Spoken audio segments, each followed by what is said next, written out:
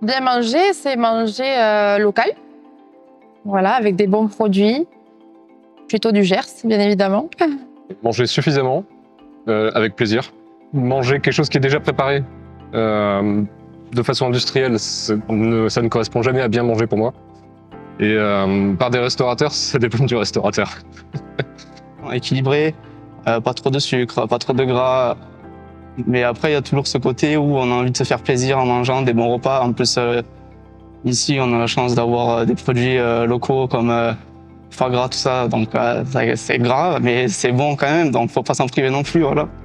Oui, alors moi je considère qu'une bonne alimentation, c'est manger équilibré avec un produit qui a un minimum de transformation, des produits naturels et puis une bonne répartition d'assiettes, des glucides, beaucoup de légumes, des fruits en dessert et de la protéine. Avant tout, bien manger, c'est le plaisir et essayer de varier l'alimentation. C'est le premier budget de mes dépenses et ça, pour moi, c'est un choix politique aussi qu'on fait constamment. Et bien manger, c'est consommer local, en direct des producteurs et hors de l'agriculture conventionnelle, c'est hors chimie. Bien manger, en fait, ça coûte cher au jour d'aujourd'hui. C'est sûr, on est d'accord, quand on veut des produits locaux, alors il n'y a pas forcément une grosse différence maintenant avec les supermarchés, je pense, mais je pense que bien manger, effectivement, au jour d'aujourd'hui, ça peut revenir cher, ouais. Moins ça coûte cher, d'après moi, plus c'est industriel, donc plus c'est des produits transformés, et moins ça sera bon pour la santé, tout ça. Donc si on veut bien manger, oui, il faut mettre le prix, mais c'est le prix d'une bonne santé aussi. Ouais.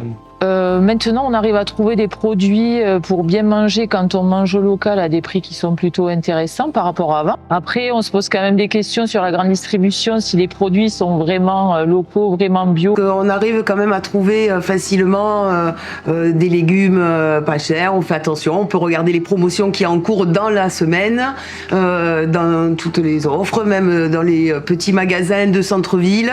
C'est très important aussi d'aller chez le petit producteur qui ont des prix très attractifs. Ça dépend, parce que si on fait les courses au marché, pas forcément.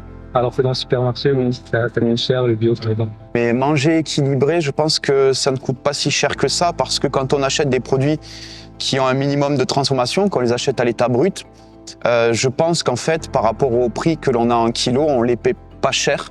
Ce qui coûte cher, c'est la main-d'œuvre qu'il y aura sur un produit pour amener à une alimentation qui sera plutôt industrielle. Et je pense pas que ce soit une question seulement d'argent.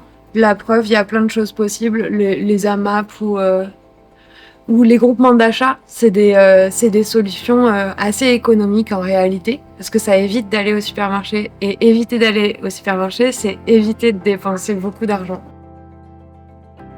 Déjà, si on a la chance d'avoir un jardin ou quoi que ce soit, penser au potager.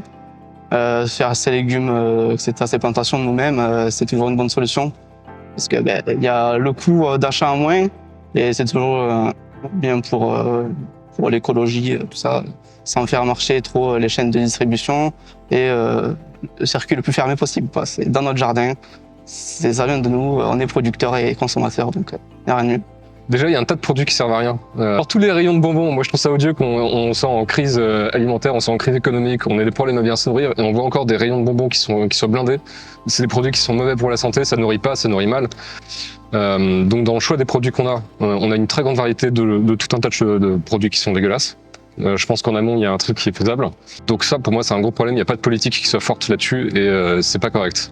Je sais pas quelle forme ça peut prendre exactement, mais il y a des choses qui peuvent être taxées, d'autres choses qui peuvent être dont la production puisse être réduite en fonction des périodes.